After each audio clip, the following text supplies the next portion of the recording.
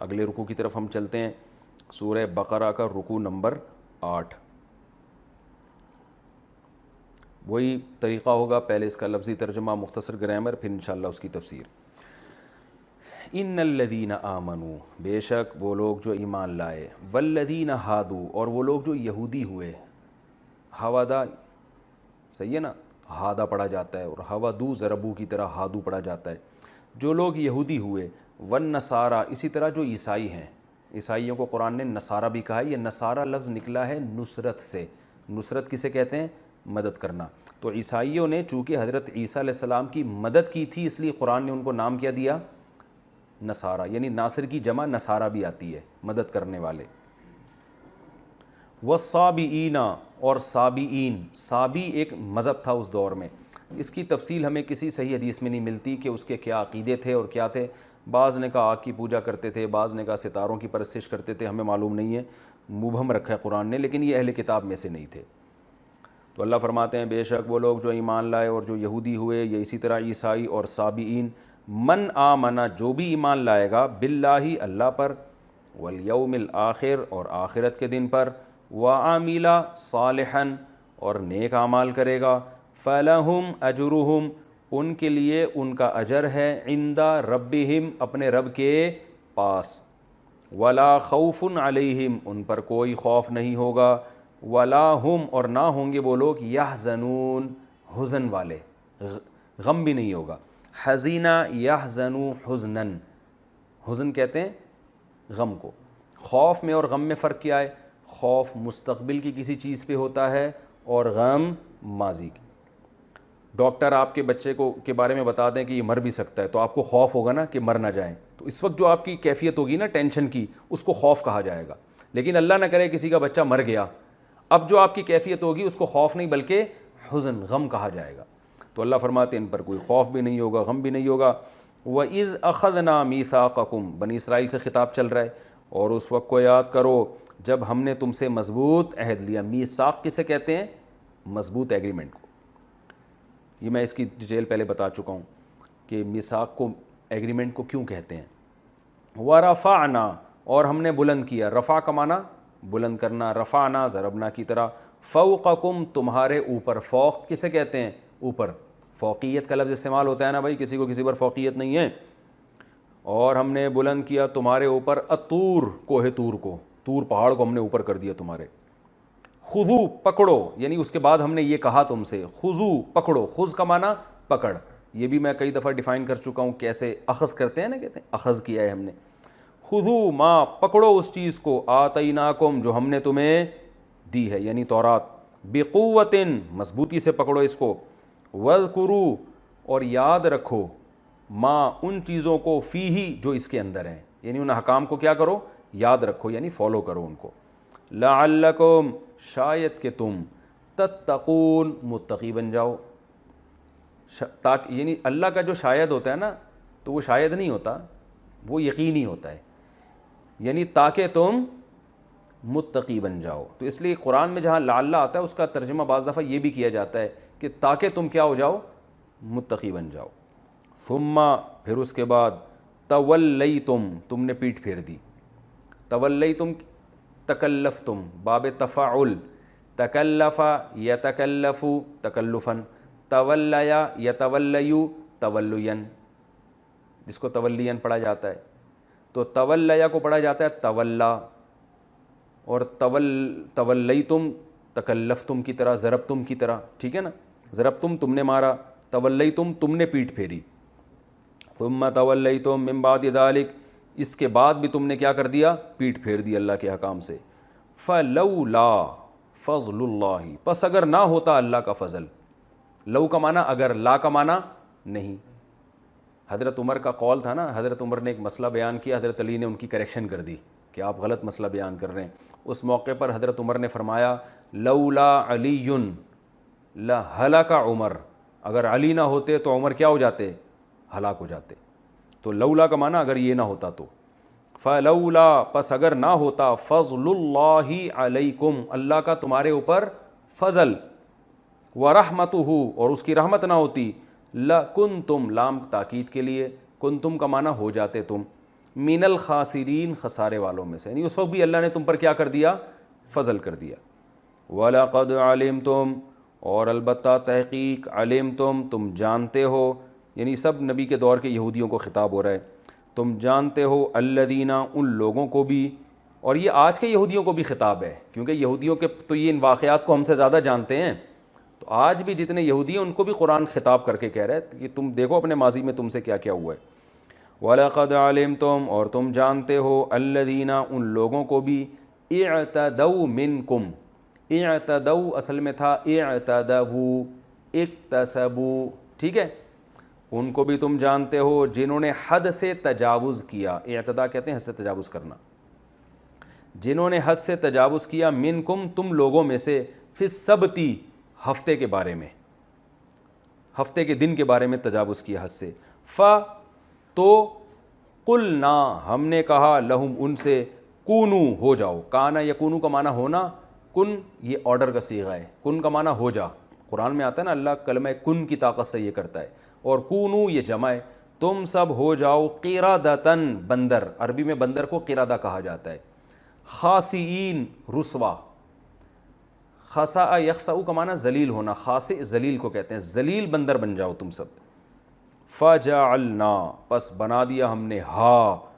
اس واقعے کو یعنی بندر بنانے کو، نکال کہتے ہیں پکڑ کو، اور عبرت کو بھی کہتے ہیں، ہم نے اس واقعے کو بنا دیا نکالن تھا، لام آگے لام سے ملا کے پڑھیں گے تو نکالل پڑھتے ہیں، ہم نے اس واقعے کو بنا دیا نکالن ایک عبرت،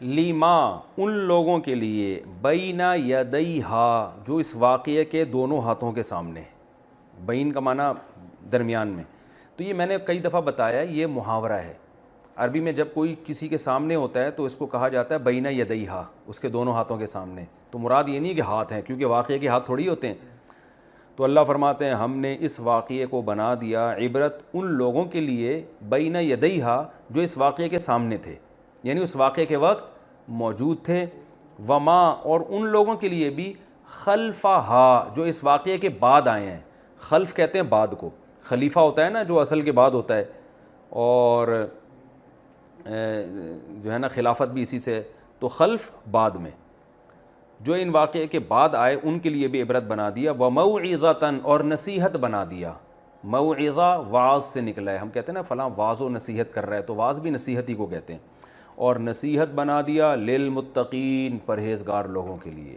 یعنی ان لوگوں کے لیے جو پرہیزگار بننا چاہتے ہیں۔ میں نے کہا تھا نا کہ بعض دفعہ قرآن میں کوئی فعل بولا جاتا ہے اور مراد اس فعل کا ارادہ ہوتا ہے، یعنی متقین سے مراد متقی بننے کا ارادہ۔ وَإِذْ قَالَ اور اس وقت کو بھی یاد کرو جب کہا موسیٰ نے، موسیٰ لِقَوْمِهِ اپنی قوم سے کہا، اِنَّ اللَّهَ بے شک اللہ تعالیٰ، یَأْمُرُکُم امر کسے کہتے ہیں؟ آرڈر کو، بھئی اس کا امر ہے، کہتے ہیں نا آمریت جو جمہوریت کے مقابلے میں ہوتی ہے، یعنی آمریت جس میں آرڈر چل رہا ہوتا ہے بس، تو یأمر ینصر کی طرح بے شک اللہ تعالیٰ حکم دیتے ہیں، تم کو، موسیٰ علیہ السلام اپنی قوم سے کہہ رہے ہیں کہ اللہ حکم دیتے ہیں تم کو، کیا حکم دیتے ہیں؟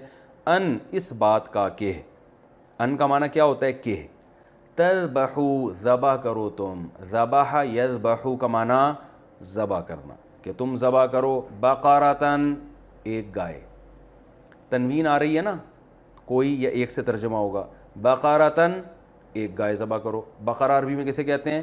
گائے کو، اسی سے نکلی ہے بقرہ عید، گائے کی عید، اس میں گائیں زیادہ کٹتی ہیں اس میں۔ قالوا تو وہ کہنے لگے، اتتخذونا، کا معنی کیا؟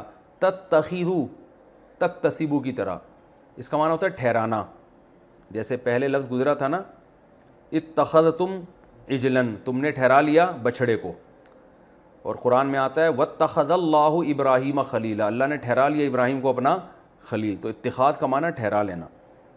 اتتخذو اے موسیٰ کیا تو ٹھہراتا ہے نا ہم کو ہزوا مذاق، یعنی ہم کو تو مذاق بنا رہا ہے، سمجھ رہا ہے، یعنی ہمارے ساتھ، یعنی اس کا بامحاورہ ترجمہ ہوگا کیا تو ہمارے ساتھ مذاق کر رہا ہے۔ جب موسیٰ علیہ السلام نے کہا نا گائے ذبح کرو، تو انہوں نے کہا کیا آپ ہمیں کیا سمجھ رہے ہیں؟ مذاق، یعنی ہم کوئی ایسی چیز ہے جس سے مذاق کیا جائے، ایسا سمجھ رہے ہیں آپ ہم کو؟ تو آسان ترجمہ ہوگا کیا آپ ہمارے ساتھ مذاق کر رہے ہیں؟ ہزوا استہزاء عربی میں مذاق کو کہتے ہیں نا، یعنی وہ مذاق جس میں توہین ہو۔ قال، حضرت موسیٰ نے کہا، اعوذ باللہ، میں اللہ کی پناہ مانگتا ہوں، ان اس بات سے کہ اکونا، کانا یکونو کا معنی ہونا، اکونا اصل میں تھا اکونو، انصرو کی طرح، میں اللہ کی پناہ مانگتا ہوں اس بات سے کہ میں ہو جاؤں من الجاہلین، جاہلین میں سے، یعنی میں پیغمبر ہو کے تم سے مذاق میں کوئی حکم دوں گا تو یہ تو جہالت ہے نا، تو میں اللہ کی اس سے پناہ مانگتا ہوں کہ میں ایسا کوئی کام کروں۔ قالوا، تو بنی اسرائیل کہنے لگے، ادعو لنا، آپ پکاریں ہمارے لیے، ربک، اپنے رب کو۔ پکار کے کیا ہوگا؟ یبین، بینا یبینو، وضاحت کر دینا، بیان سے نکلا ہے، ہم بیان کرتے ہیں نا تو وضاحتی تو کر رہے ہوتے ہیں، یہ ہونا چاہیے، یہ نہیں ہونا چاہیے، تو یبین لنا، وہ اللہ وضاحت کرے ہمارے لیے، تفصیل سے بیان کرے ہمیں، ما ہیا، کیا ہے یہ، یعنی یہ گائے کیا ہے، کس قسم کی گائے ہے، مطلب یہ کہ یہ گائے ذبح کر دو، یہ آرڈر ہماری سمجھ میں نہیں آیا، تو اللہ ذرا تفصیل سے بتایا کہ یہ گائے کیا ہے، یعنی کس ٹائپ کی گائے ہونی چاہیے۔ قال، موسیٰ علیہ السلام نے کہا، انہ یقول، بے شک وہ اللہ کہتا ہے، انہا، کہ یہ جو گائے ہے، بقرۃ، ایک ایسی گائے ہونی چاہیے، لا فارض، کہ نہ تو بوڑھی ہو، فارض عمر یافتہ گائے کو کہتے ہیں، ولا بکر، بکر کہتے ہیں بالکل بچی کو، عربی میں باکرہ کنواری لڑکی کو کہتے ہیں، نو عمر ہوتی ہے نا باکرہ، نو عمر لڑکی، اور بکورت عربی میں ہر نئی چیز کو کہا جاتا ہے، قرآن میں جگہ جگہ آتا ہے نا، ان کو رزق ملے گا بکرتن و عشیہ، بکرتن کا معنی صبح صبح بھی اور شام کو بھی، اور قرآن میں یہ جگہ جگہ آیا ہے کہ نیک لوگ اللہ کو یاد کرتے ہیں بکرتن، صبح صبح بھی اور شام کو بھی، تو بالکل صبح کو اس لیے بکرا کہتے ہیں بالکل ابھی، یعنی دن کا آغاز ہو رہا ہوتا ہے، تو بالکل نئی چیز کو عربی میں با، کاف اور را، یہ الفاظ اس کے لیے استعمال ہوتے ہیں، تو باکرہ کنواری لڑکی، اور اسی طرح حضرت ابو بکر کو ابو بکر کیوں کہتے تھے؟ بکر عربی میں جوان اونٹ کو بھی کہتے ہیں، جو بالکل ابھی نیا نیا جوان ہوا ہو، نو عمر اونٹ، تو ابو بکر یعنی جوان اونٹ والے، حضرت ابو بکر اونٹوں کو چرایا کرتے تھے۔ تو اللہ نے فرمایا ایسی گائے بھی نہیں ہونی چاہیے جس کی عمر بہت زیادہ، اور ایسی بھی نہیں جو بالکل کیا ہو، بچی ہو، یعنی مناسب گائے ہو، عوان بین ذالک، درمیانی ہو، بین ذالک، اس کے درمیان، یعنی بالکل اس کے کیا ہونی چاہیے، عوان کا معنی بھی درمیانی۔ ففعلوا، ففعلوا اصل میں تھا افعلوا، فعل یفعل، فعل کا معنی کیا، یفعل کا معنی کرتا ہے، افعل امر ہے اضرب کی طرح، اور جب فا شروع میں آیا تو الف سائلنٹ ہو گیا، ففعلوا، کر گزرو، ما، وہ کام، تؤمرون، جس کا تمہیں حکم دیا جاتا ہے، یہ پیسو وائس ہے، تضربون، تم مارے جاتے ہو، تؤمرون، تمہیں امر کیا جاتا ہے، یعنی جس چیز کا تمہیں امر کیا جا رہا ہے وہ کام کر گزرو۔ قالوا، تو وہ کہنے لگے، ادعو لنا، اے موسیٰ آپ ہمارے لیے رب کو پکاریں، ربک، اپنے رب کو، یبین، وہ بیان کرے، لنا، ہمارے لیے، ما لونہا، لون عربی میں رنگ کو کہتے ہیں، لون کسے کہتے ہیں؟ رنگ کو، ما لونہا، گائے کا کلر کیسا ہونا چاہیے، اللہ منع کر رہے ہیں کہ بھائی جو کہا جا رہا ہے کر لو، پھر سوال پوچھ رہے ہیں کہ رنگ کیسا ہونا چاہیے۔ قال، حضرت موسیٰ نے فرمایا، انہ یقول، وہ اللہ فرماتے ہیں، انہا بقرۃ، یہ ایک گائے ہونی چاہیے، صفراء، زرد رنگ کی، میں نے بتایا تھا نا افعلوا کلر کے لیے آتا ہے، تو اصفر زرد رنگ، صفراء اس کی مؤنث، احمر سرخ، حمراء اس کی مؤنث، اسود سیاہ، سودا اس کی مؤنث، ابیض سفید، بیضا اس کی مؤنث۔ ابھی میں نے جو نظم پڑھی اس میں تھے حیات ملت بیضا کے گویا پاسباں تم ہو، تو ملت بیضا، ملت مؤنث ہے نا، قوم، بیضا سفید، یعنی سفید ملت ہے ہماری، وائٹ ملت ہے، تو ما لونہا، اس کا کلر کیسا ہونا چاہیے، تو اللہ نے فرمایا یہ گائے ہونی چاہیے صفراء، زرد رنگ کی، فاقع، فقع کا معنی ہوتا ہے چمکتا ہوا، صاف، فاقع لونہا، اس کا رنگ فاقع ہو، چمکتا ہوا، صاف ستھرا بالکل، داغ دھبے نہ ہو، تسر الناظرین، ناظرین کا معنی تو دیکھنے والے، تسر، سرا اصل میں تھا سرارا، یسررو ینسرو کی طرح، جس کو یسرو پڑھا جاتا ہے، اس کا معنی ہوتا ہے خوش کر دینا کسی کو. مسرت سے نکلا ہے نا خوشی، بھائی بڑی راحت اور مسرت ہو رہی. کہتے ہیں نا مسرور، آج میں بڑا مسرور ہوں، کہتے ہیں نا. تسر الناظرین، ایسی گائے ہونی چاہیے جو ناظرین کو خوش کر دے. جب دیکھیں لوگ کہیں واہ بھائی واہ، جیسے ہم قربانی کی گائے نہیں لے کر آتے، دیکھنے والے کہتے ہیں واہ بھائی ہٹو بچوں.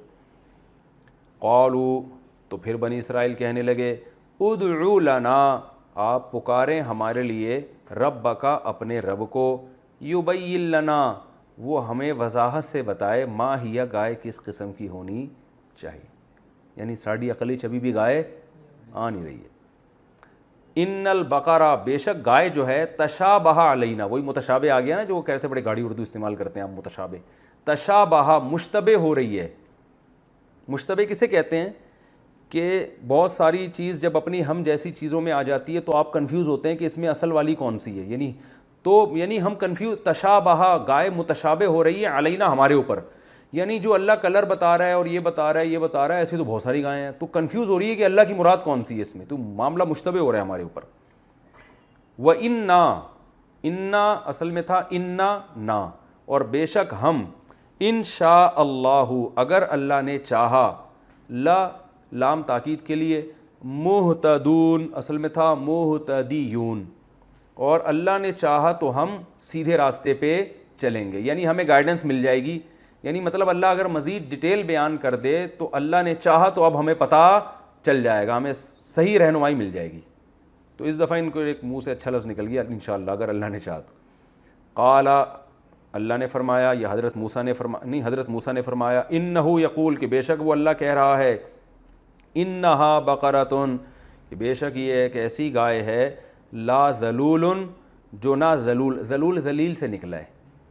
ذلیل سے مراد مسخر، تابع، یعنی وہ گائے جو تابع ہوتی ہے. تابع عربی میں وہ گائے ہوتی تھی جس سے ہل جوتے جاتے تھے. وہ فرما بردار ہے نا، ادھر کو چلا رہے ہیں پھر ادھر کو لا رہے ہیں. تو وہ گائے جو ہل یعنی جو مسخر ہو، یعنی تثیر الارض، جو زمین میں ہل جوتتی ہو، یہ والی گائے نہیں ہونی چاہیے. یعنی لا ذلول، وہ ذلول نہیں ہونی چاہیے. ذلول کا مطلب آگے کیا ہے؟ تثیر الارض.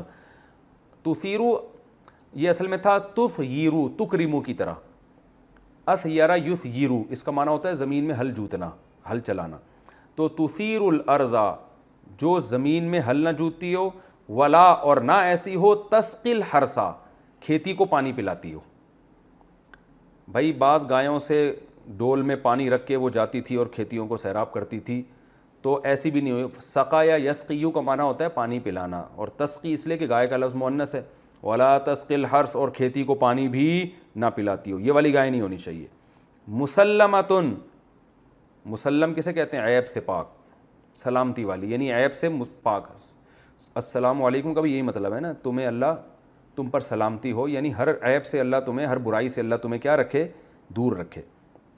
مسلمتن، عیب سے پاک ہونی چاہیے. لا شیعۃ فیہا، کوئی داغ، اور کوئی، شیعہ داغ کو کہتے ہیں، کوئی داغ اس میں نہیں ہونا چاہیے. قالو، تو بنی اسرائیل کہنے لگے، الآن، الآن کا معنی ہوتا ہے ہون، جسے پنجابی میں کیا کہتے ہیں؟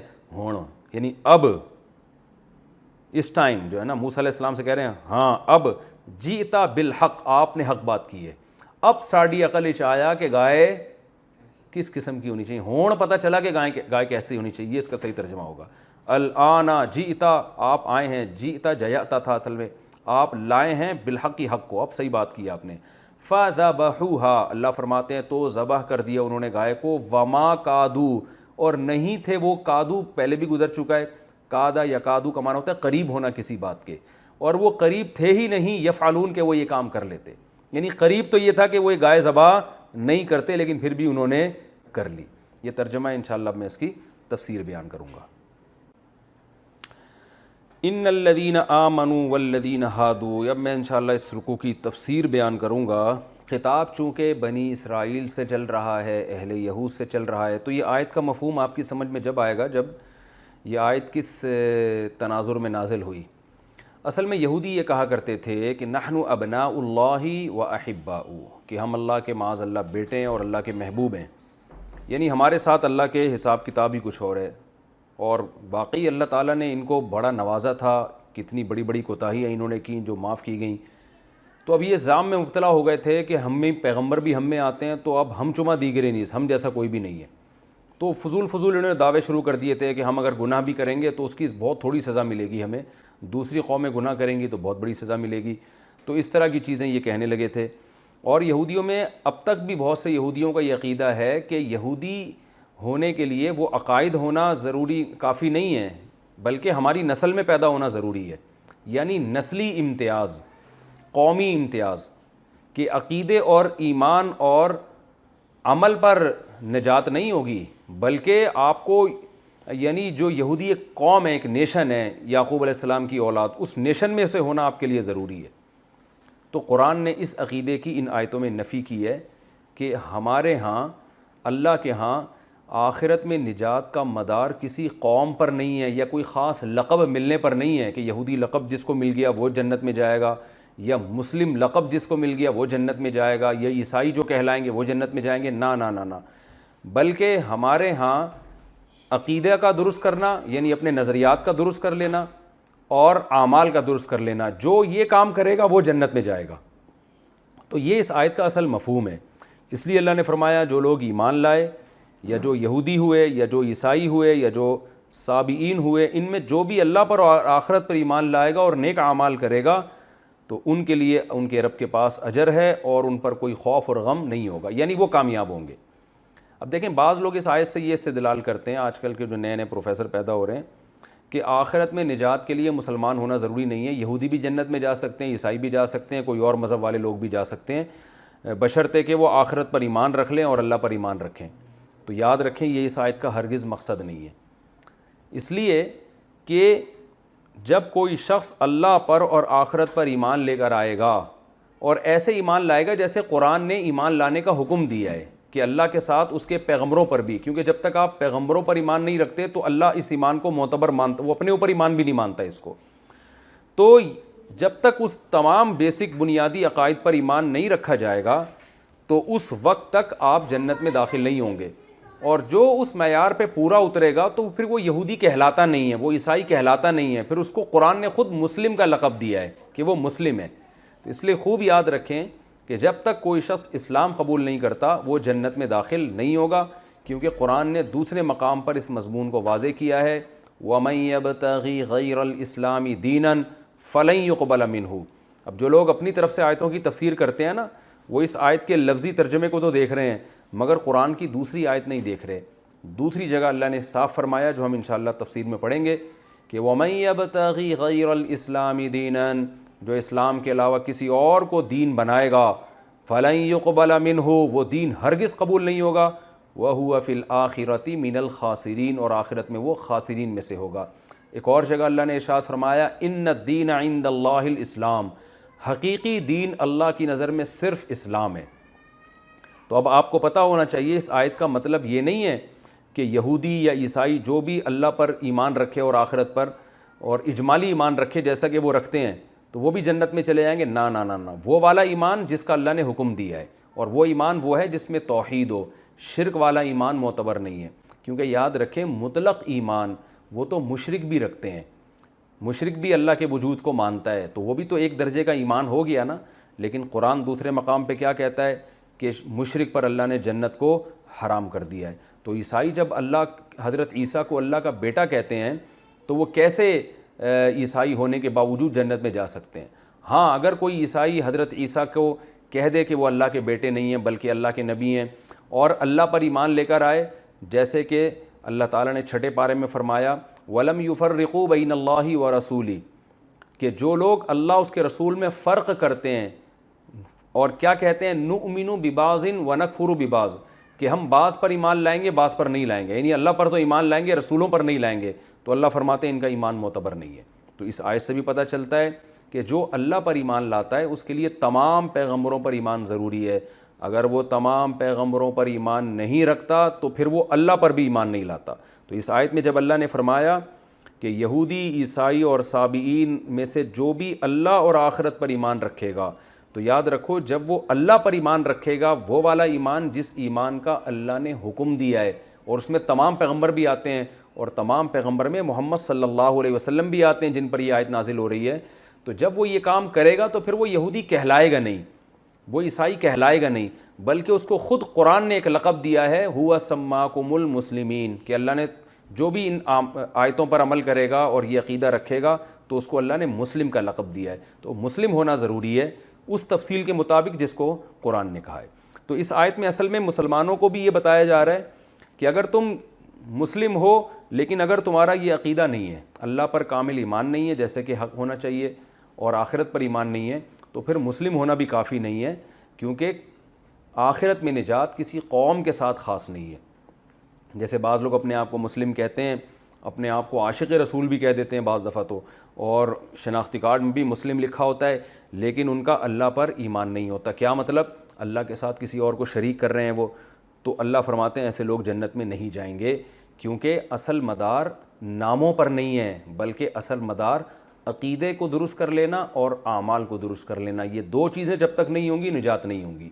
تو یہودیوں کے اس زعم کی، اس دعوے کی نفی ہے جس میں وہ آخرت کو کسی خاص قوم کا جاگیر سمجھتے تھے اور جنت کو کسی خاص قوم کی ٹھیکیداری سمجھتے تھے، تو اللہ نے فرمایا جنت کسی خاص قوم کی ٹھیکیداری نہیں ہے اس کے اوپر اور جاگیرداری نہیں ہے، بلکہ اس کا ایمان اور اعمال صالحہ پر مدار ہے۔ تو یہ اصل اس آیت کا مفہوم ہے۔ اس کا یہ مطلب ہرگز نہیں ہے کہ آپ یہودیوں والے عقائد بھی رکھیں یا سابئین جو آگ کی پوجا کرتے تھے وہ والے عقائد بھی رکھیں پھر بھی جنت میں چلے جائیں گے، یہ مطلب نہیں ہے۔ آگے اللہ تعالیٰ کا ارشاد ہے وَإِذْ أَخَذْنَا مِيثَاقَكُمْ، پھر یہودیوں سے خطاب ہے اس وقت کو یاد کرو جب ہم نے تم سے مضبوط عہد لیا تھا۔ یہ واقعہ بھی یہ ہوا تھا کہ یہودیوں سے عہد لیا گیا تھا کہ ان کے جب 70 آدمی گواہ بنیں گے اور وہ تورات کو دیکھیں گے اپنی آنکھوں سے کہ اللہ سے ہم کلام ہوں گے، اللہ ان کو بتائے گا کہ یہ تورات ہے جو موسیٰ علیہ السلام کو دے رہا ہوں، تو یہ مضبوط عہد تھا کہ پھر تم نے اس پر مضبوطی سے عمل کرنا ہے۔ لیکن وہ 70 گواہ جن کو اللہ نے موت دی پھر دوبارہ زندہ کیا، وہ جب تورات لے کر حضرت موسیٰ علیہ السلام جب گئے ہیں تورات لے کر اور یہ 70 آدمیوں نے گواہی دی، گواہی یہ دی کہ واقعی ہم نے دیکھا ہے یہ اللہ ہی کا کلام ہے اور اللہ کی کتاب ہے۔ اب اس میں کچھ بہت سارے مشکل احکام تھے، کیونکہ یہودیوں نے جب یہ کہا نا کہ 70 گواہ بھی ہوں گے، تو پھر اللہ کا اصول یہ ہے کہ جب آپ کی فرمائشیں زیادہ ہوتی ہیں تو اللہ کے قانون بھی سخت ہو جاتے ہیں۔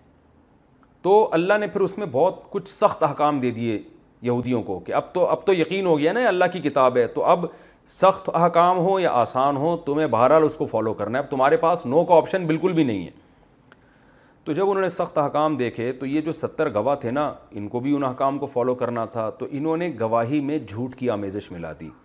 انہوں نے کہا اللہ نے یہ کتاب دی ہے تورات، یہ بالکل برحق ہے، اللہ کا کلام ہے، لیکن اس میں اللہ نے ایک اور بات بتائی تھی، وہ یہ بتائی تھی کہ اس میں جو احکام آسانی سے جس پر عمل ہو سکے کر لینا، جو مشکل لگے اس کو چھوڑ دینا۔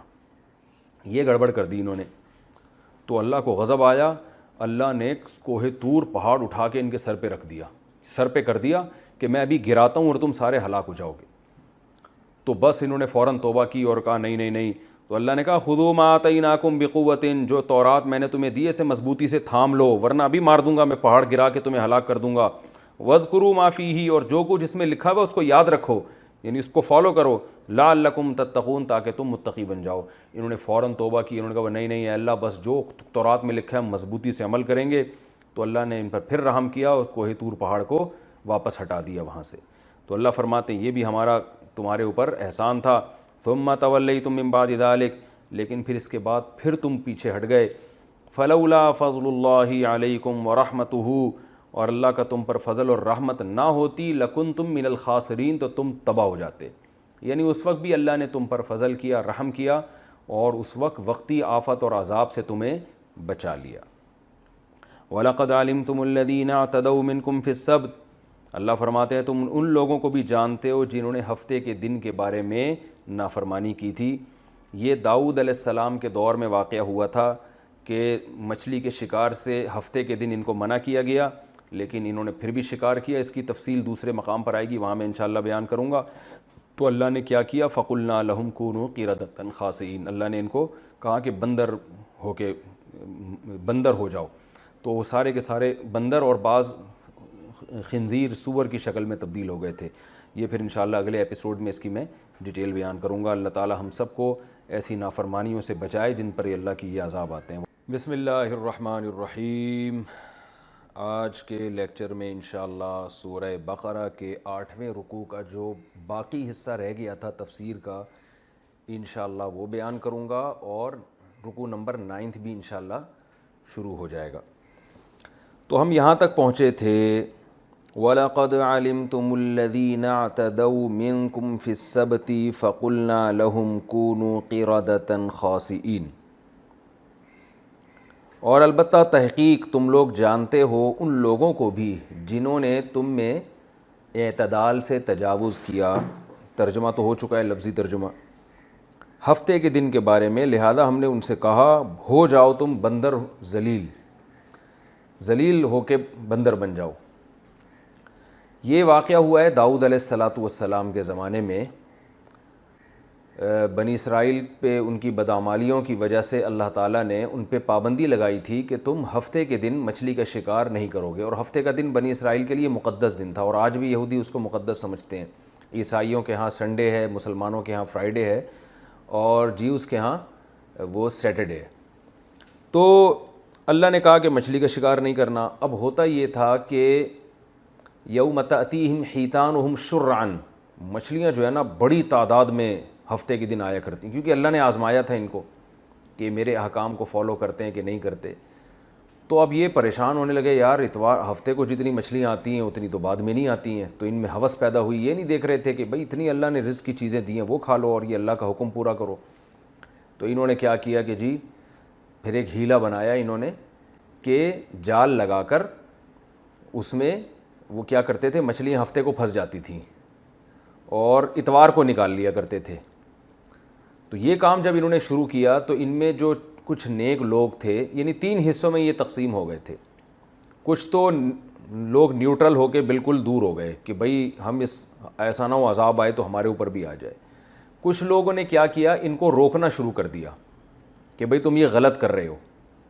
تو جو روکنے والے تھے نا ان لوگوں نے کہا، جو روک نہیں رہے تھے انہوں نے کہا کہ بھئی تم ان لوگوں کو کیوں تبلیغ کر رہے ہو جس کا کوئی فائدہ ہی نہیں ہے۔ تو قوم کی اکثریت تو ایسے ہی نالائق تھی۔ تو تبلیغ کرنے والوں نے کہا کہ ہم اس لیے کر رہے ہیں کہ قیامت کے دن ہم پر یعنی ان پر حجت تمام ہو جائے اور ہم اللہ سے کہہ سکیں کہ اللہ ہم تو خود بھی بچے اور ہم نے ان کو روکنے کی بھی کوشش کی۔ یعنی ہمیں اگرچہ امید ہے کہ یہ مانیں گے نہیں، لیکن ہم نے اس لیے یہ کام کیا۔ تو اللہ تعالیٰ قرآن مجید میں دوسرے مقام پہ ارشاد فرماتے ہیں کہ ہم نے کیا کیا، جو تبلیغ کرنے والے تھے ان کو تو بچا لیا، اور جو شکار کر رہے تھے ان کو ایسا سخت عذاب آیا ہے کہ رات کو جب وہ سوئے ہیں تو صبح جب اٹھے ہیں تو ان کی شکلیں بندروں کی اور خنزیر کی بن چکی تھیں۔ اللہ تعالیٰ ہم سب کو پناہ میں رکھے۔ تو یہاں تو اللہ نے بندر کا ذکر کیا کہ بندر بن گئے تھے، دوسرے مقام پہ خنزیر کا بھی ذکر ہے، اور حدیث میں آتا ہے کہ یہ 3 دن تک یہ اسی طرح ذلت کے ساتھ گھومتے رہے ہیں۔ اس کے بعد اللہ نے ان سب جو بندر اور خنزیر بنے تھے ان سب کو موت دے دی۔ یعنی یہ اس لیے کہ یہ جو آج بندر اور خنزیر نظر آتے ہیں ان کی نسل سے کوئی تعلق نہیں ہے۔ بعض لوگ یہ کہتے ہیں کہ یہ وہی خنزیر ہیں جو بنی اسرائیل کو بنایا گیا تھا، ایسا نہیں ہے۔ یہ خنزیر اور یہ بندر بالکل الگ نسل ہے، اور وہ بطور سزا کے بنے تھے، اور 3 دن کے بعد اللہ نے ان سب کو مار دیا تھا۔ تو پچھلی امتوں میں یہ عذاب آیا کرتے تھے کہ شکلیں مسخ ہو جاتی تھیں۔ آپ صلی اللہ علیہ وسلم نے دعا مانگی ہے اس امت کے لیے کہ ان پر کوئی ایسا عمومی عذاب نہ آئے کہ شکلیں مسخ ہونا شروع ہو جائیں۔ تو اللہ تعالیٰ نے فرمایا فَجَعَلْنَاهَا نَكَالًا لِمَا بَيْنَ يَدَيْهَا، ہم نے اس سزا کو عبرت بنا دیا ان لوگوں کے لیے بھی جو اس زمانے میں موجود تھے اور ان لوگوں کے لیے بھی جو بعد میں آئے ہیں۔ تو بعد میں جو آئے ان کو ظاہر ہے علم ہوتا رہا کہ ماضی میں ایسا واقعہ ہوا ہے، تو جب وہ سنتے تھے تو ان کو جن کو عبرت ہونی تھی ان کو عبرت ہوئی، جن کو نہیں ہونی تھی ان کو عبرت نہیں ہوئی۔ لیکن اللہ نے اس کو عبرت کا واقعہ بنایا، اور ہمارے لیے بھی اللہ نے اس کو عبرت کا واقعہ بنایا کہ اللہ کی نافرمانی یہ آسان کام نہیں ہے۔ یہاں پر میں آپ کو ایک اور بات بتاؤں علمی نکتے کی۔ علم میں انسان کے جب عمق اور گہرائی نہیں ہوتی نا تو وہ احادیث اور قرآن کے سرسری الفاظ کو دیکھ کے ہر جگہ فتویٰ دینا شروع کر دیتا ہے۔ یہ خوب یاد رکھیں، جب تک آپ کے پاس کسی بھی چیز کا پراپر علم نہ ہو آپ فتویٰ دینے کے اہل نہیں ہیں۔ میں نے ایک پروگرام دیکھا، اس میں ایک اسکالر بیٹھے ہوئے، فقہا نے بعض چیزوں کے ہیلے بیان کیے ہیں، جیسے سود سے بچنے کا ایک ہیلا ہے، جو اسلامک بینکنگ وغیرہ میں اختیار کیا جاتا ہے، یا اور بہت سارے مختلف قسم کے ہیلے فقہا بتاتے ہیں کہ بھئی یہ کر لو تو الفاظ بھی ادا ہو جائیں گے، جیسے طلاق کے بچنے کے ہیلے بتائے جاتے ہیں۔ ہم ایک ہیلہ لوگوں کو بتاتے ہیں کہ ایک آدمی نے اگر قسم اٹھائی کہ بیوی کے بارے میں قسم اٹھائی کہ تم اگر اپنی ماں کے گھر گئی تو تمہیں 3 طلاقیں، اب ظاہر ہے ماں کے گھر جائے گی تو 3 طلاقیں ہو جائیں گی، اور ماں کے گھر جانے سے روکنا ٹھیک بھی نہیں ہے، تو ہم تدبیر بتاتے ہیں بھائی 1 طلاق دے دو، اور جب نکاح یعنی عدت ختم ہو جائے گی تو یہ آپ کی بیوی رہے گی نہیں، اس کے بعد جب یہ اپنی ماں کے گھر جائے گی تو چونکہ یہ بیوی نہیں ہے تو باقی 2 طلاقیں واقعی نہیں ہوں گی، لہذا جب اور قسم پوری ہو جائے گی گھر جانے کے بعد، لہذا اس کے بعد دوبارہ اس سے نکاح کر لو تو آئندہ 2 طلاقوں کا اختیار رہے گا، اور بیوی اب ماں کے گھر بھی جاتی رہے گی۔ اس طرح کے ہیلے فقہا نے بہت لکھے ہیں۔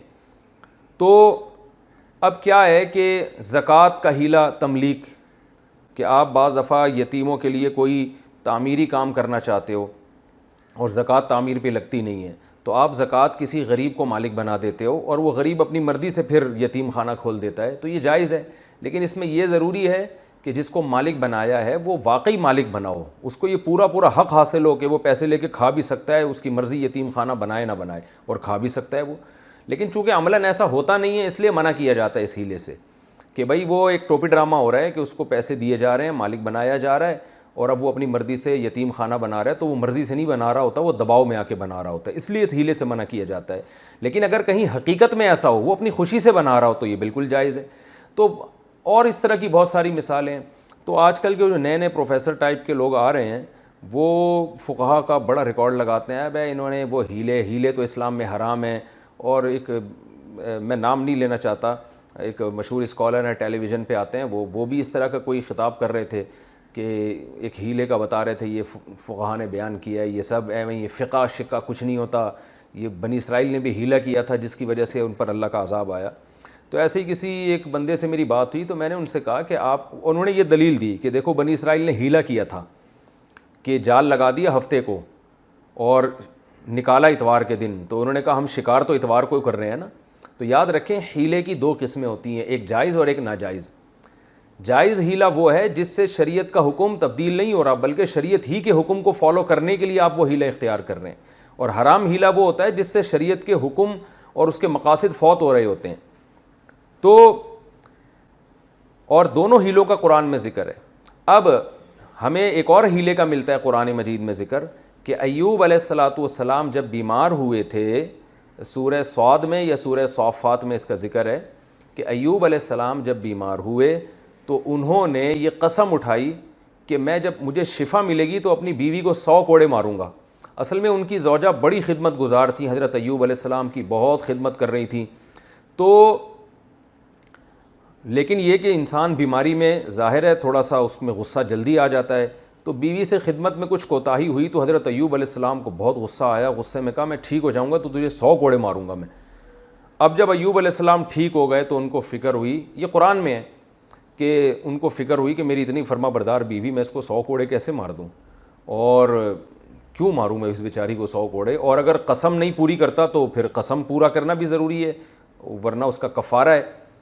تو اللہ تعالیٰ نے حضرت ایوب علیہ السلام کو حکم دیا کہ بھئی 100 کوڑے مارنے کی ضرورت نہیں ہے، 100 ڈنڈیاں مارنے کا کہا تھا نا اپنے ڈنڈیاں، تو اس میں یہ کہ ایک جھاڑو بناؤ، اس میں 100 تنکے ہوں، وہ ڈنڈیاں ہی ہیں، تو ایک دفعہ مار دو بس، وہ فارمیلٹی پوری کرنے کے لیے 100 کوڑے بھی لگ جائیں گے اور قسم بھی پوری ہو جائے گی اور بیوی کو تکلیف بھی نہیں ہوگی۔ تو یہ بھی تو ہیلہ ہے نا، یہ اللہ نے بتایا۔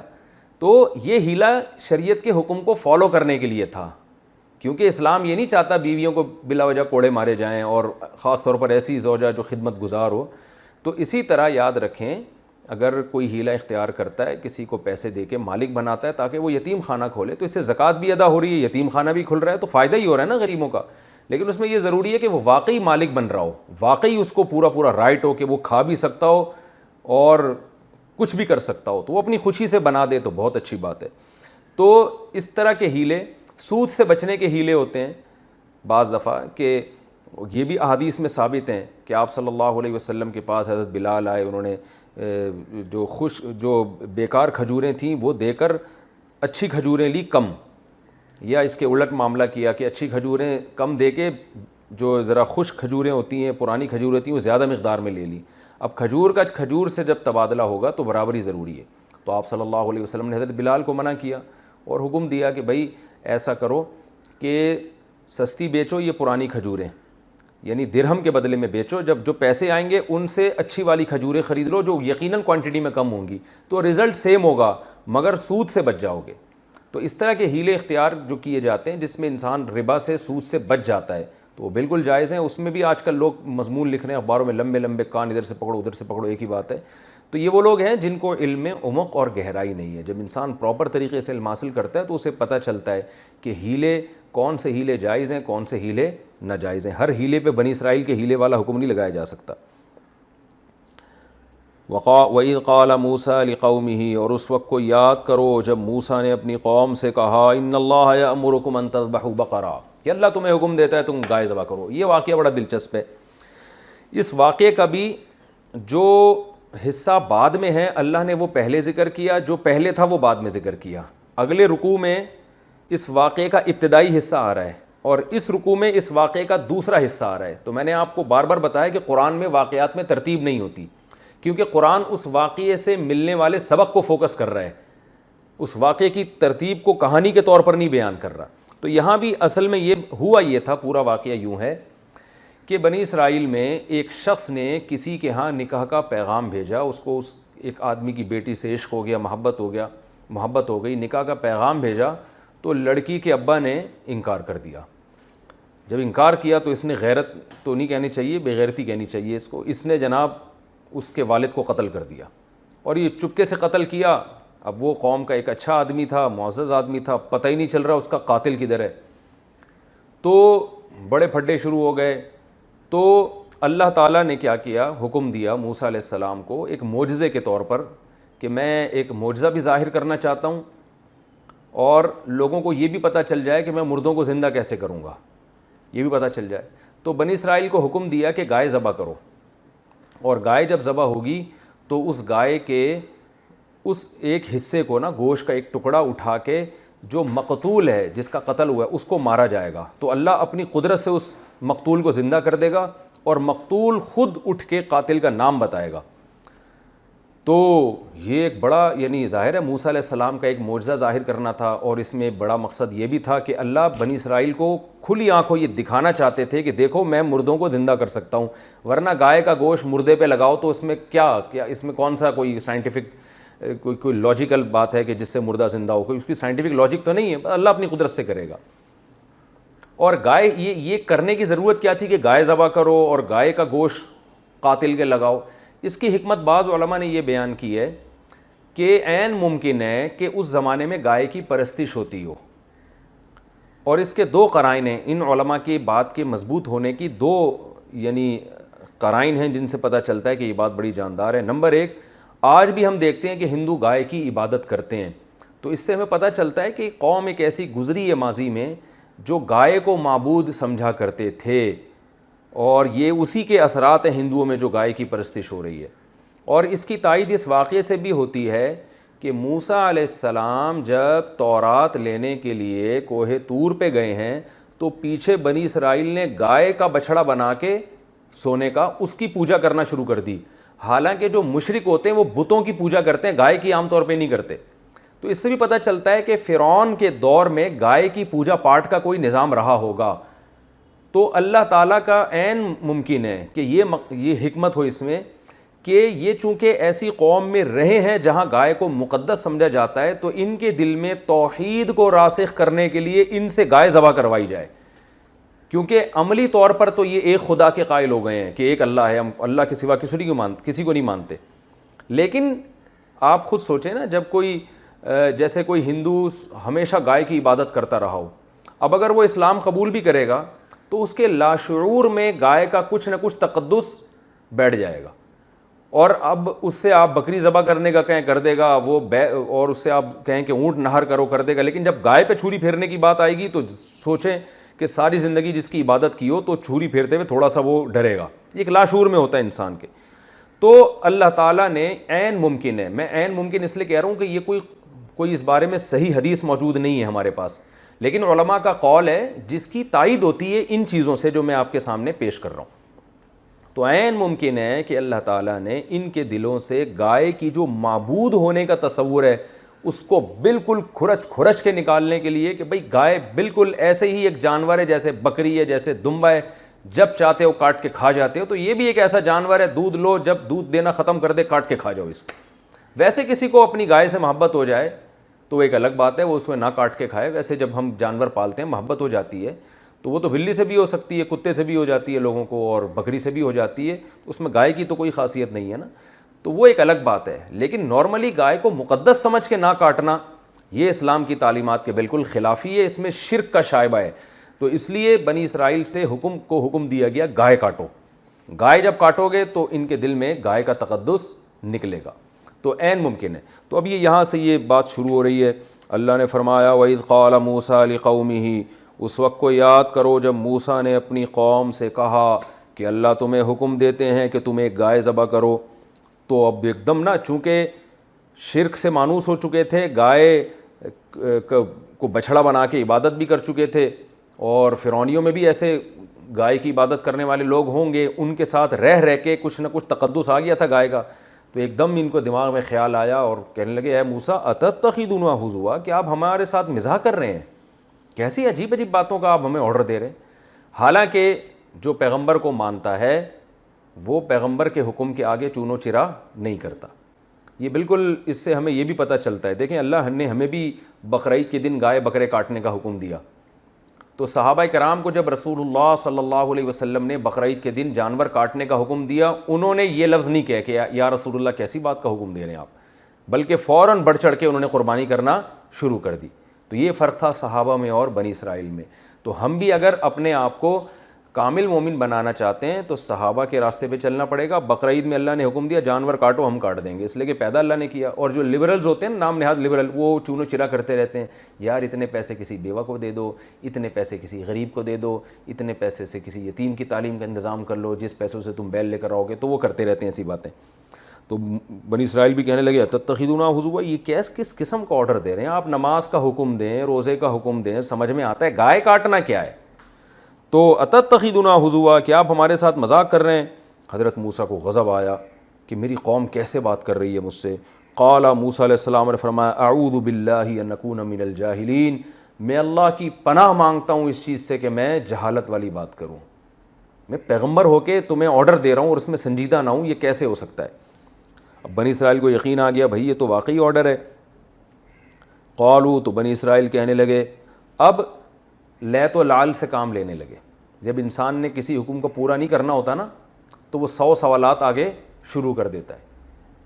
وہ سوالات شروع کر دیے کیونکہ اب تکلیف ہو رہی تھی گائے کاٹتے ہوئے، تو کہنے لگے ادعو لنا ربک، اپنے رب سے پوچھئے، یبین لنا، ہمیں بتائے، ما ہیا، کون سی گائے؟ بھائی گایوں کی تو درجنوں قسمیں ہیں۔ حالانکہ عقل مندی کا تقاضا یہ تھا، حدیث میں آتا ہے اگر بنی اسرائیل اتنے سوالات نہ پوچھتے نا تو جو گائے کاٹ دیتے اللہ قبول کر لیتا، جو مل جاتی کاٹ دیتے، خود پوچھ کے اپنے اوپر پابندیاں۔ ما ہی، کیڑی گائے؟ قال انہ یقول انہا بقرۃ، جب آپ پابندیاں لگوائیں گے تو پھر اللہ بھی لگائے گا پابندی آپ کے اوپر۔ تبھی قرآن میں آتا ہے نا دوسرے مقام پہ، لا تسألوا عن اشیاء ان تبد لکم تسؤکم، اے ایمان والو ایسے سوالات مت پوچھا کرو کہ اگر ان کا تمہیں جواب مل جائے تو تم اور پریشان ہو جاؤ۔ تو جتنا اللہ نے مبہم جو چیز رکھی ہے نا اس کو مبہم ہی رہنے دو۔ تبھی علماء نے اسی سے یہ استدلال کیا ہے کہ اگر کوئی شخص آپ کو ہدیہ دیتا ہے یا آپ کی دعوت کرتا ہے تو آپ اس سے خود سے نہ پوچھیں کہ تمہارا ذریعہ آمدن کیا ہے۔ مسلمان ہیں، اچھا گمان رکھیں حلال ہی کماتا ہوگا، جائیں کھا پی کے پتلی گلی سے نکل لیں۔ خام خواہ میں تفتیش کرنا، بھائی آپ ذرا یہ بتائیں کہ یہ جو آپ مجھے کوفتے کھلا رہے ہیں یہ آپ نے کہاں سے خریدے، کتنے کے خریدے؟ تو پوچھ کے اپنے اوپر پابندیاں نہ لگوائیں۔ ہاں کسی سے لانگ ٹرم کوئی معاہدہ ہو اور طویل تجارت کرنی ہے یا کہیں رشتہ بھیجنا ہے تو اس میں پھر یہ پہلے سے پوچھ لیں کہ آپ کی ارننگ کیا ہے، اس لیے کہ اگر بعد میں آپ کی وہاں شادی ہو جاتی ہے پھر پتہ چلتا ہے کہ ان کا تو شراب خانہ ہے، تو پھر آپ ساری زندگی کیسے اجتناب کرو گے؟ یعنی پھر تو کیونکہ وہاں بہت لمبا معاملہ ہے نا آپ کا، آج نہیں تو کل تو پتہ چل ہی جائے گا، تو جو چیز کل پتہ چلنی ہے تو انسان پھر پہلے سے پوچھ لے۔ لیکن اگر کبھی کبھار لوگوں سے معاملات ہیں، کوئی آپ سے خرید و فروخت کر رہا ہے کچھ، تو پھر اس سے پوچھنے کی شریعت میں اجازت نہیں ہے، کیونکہ سوال پوچھ کے اپنے آپ کو مشکلات میں نہ ڈالیں۔ ہاں ضروری علم حاصل کرنا بہرحال ضروری ہے۔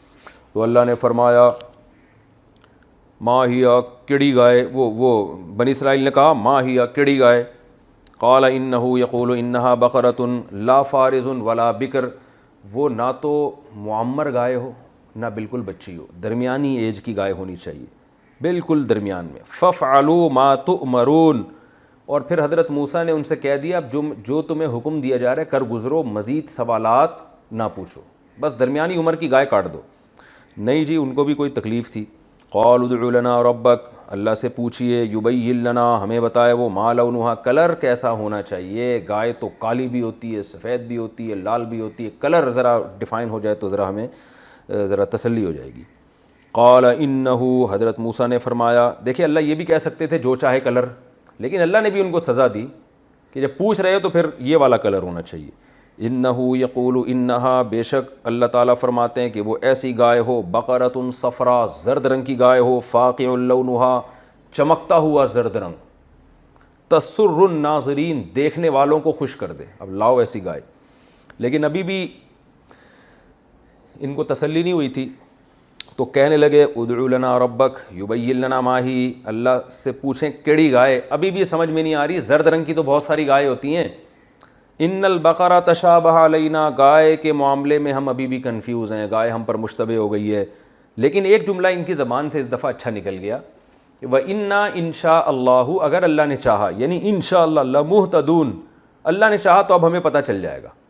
حدیث میں آتا ہے یہ انشاءاللہ کہنے کی برکت تھی کہ اگلے سوال کے جواب ملنے پر انہوں نے گائے ذبح کر دی، اگر انشاءاللہ نہ کہتے نا تو ان پر اللہ کا عذاب آتا، کیونکہ اگلے سوال کا جواب بھی ان کو ملتا، اس کے بعد بھی یہ نہ کرتے، پھر وہ اور سوال پوچھتے تو اللہ کا عذاب آ جاتا کہ تم نے کرنا نہیں ہے، حجت بازی کرنی ہے بس تم نے۔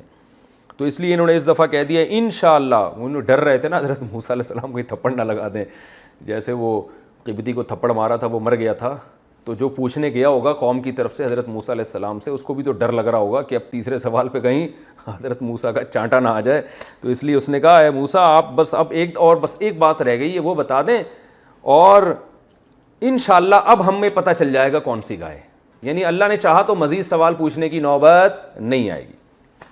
قال انہ، حضرت موسیٰ نے فرمایا کہ اللہ تعالیٰ فرماتے ہیں انہا بقرۃ لا ذلول، ایسی گائے نہیں جو مسخر ہو، یعنی ہل چلاتی ہو، تثیر الارض، جو زمین میں ہل جوتتی ہو، کیونکہ وہ اس گائے کا تو بڑا غرق ہو چکا ہوتا ہے نا، جو بیچاری گائے دیکھیں نا جو ہلوں میں ہوتی ہیں، ایسی ہڈیوں کا انچر پنچر ڈھیلا ہو چکا ہوتا ہے ان کا۔ ولا تسقی الحرث، اور نہ وہ کھیتیوں کو پانی پلاتی ہو، کیونکہ اس پہ لاد کے ڈول جب رکھے جاتے تھے، ویٹ لفٹنگ کا کام اس سے لیا جاتا تھا، تو وہ بھی ظاہر ہے اس کا بھی انچر پنچر ڈھیلا ہو جاتا تھا، تو ایسی گائے نہیں ہونی چاہیے، گھر کی پلی ہوئی، جیسے ہم قربانی میں گائے لینے جاتے ہیں نا، لوگ بتاتے ہیں بھائی گھر کا پلا ہوا جانور ہے، بالکل بڑے ناز و نخرے سے اس کو کھلایا پلایا گیا، کام وام نہیں لیا گیا اس سے، تو اس ٹائپ کی گائے۔ مسلمۃ لا شیۃ فیہا، ہر عیب سے پاک ہو، لا شیۃ فیہا، کوئی عیب نہ اس میں۔ قالوا، اب چونکہ ڈرے ہوئے تھے تو بہرحال مسلمان، ایمان تھا اللہ پر، تو کہنے لگے الآن جیت بالحق، اے موسیٰ ہون تسی صحیح بات کر دیو۔ الآن کا معنی کیا ہے؟ اب، رائٹ ناؤ کہتے ہیں نا انگلش میں، اب ہون، جسے پنجابی میں جو ہم نے سنا ہے، تلفظ میں گڑبڑ ہو سکتی ہے بھائی، ہون آپ نے صحیح بات کی ہے۔ فذبحوها، اللہ فرماتے ہیں انہوں نے ذبح تو کر دی گائے، وما کادو، کادا یکادو بہت قرآن میں آتا ہے، یاد رکھیں، کادا اصل میں کہیدہ تھا سمیع کی طرح، یکادو اصل میں یک یدو تھا، تو اس کا معنی ہوتا ہے سمیع یسمعو کی طرح ہے، اس کا معنی ہوتا ہے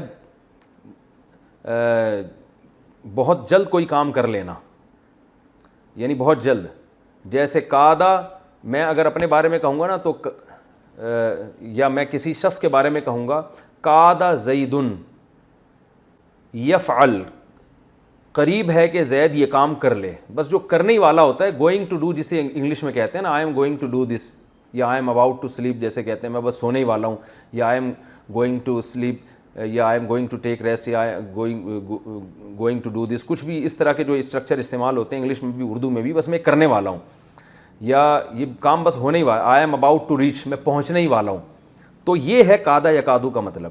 اور ما کادا کا مطلب یہ کام ہونے ہی نہیں والا ہے، یعنی اس کے الٹ کر دیں آپ اس کو، تو اللہ فرماتے ہیں وما کادو یفعلون، یہ ایسے تھے ہی نہیں کہ یہ کام کر لیتے، یعنی بجائے اس کے کہ یہ کام ہونے ہی والا ہے، بلکہ یہ کام ہونے والا ہے ہی نہیں، یعنی اس کے بالکل اپوزٹ ہے یہ.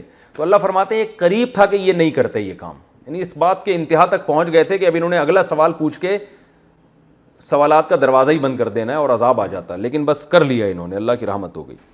تو یہ تھا 8واں رکوع.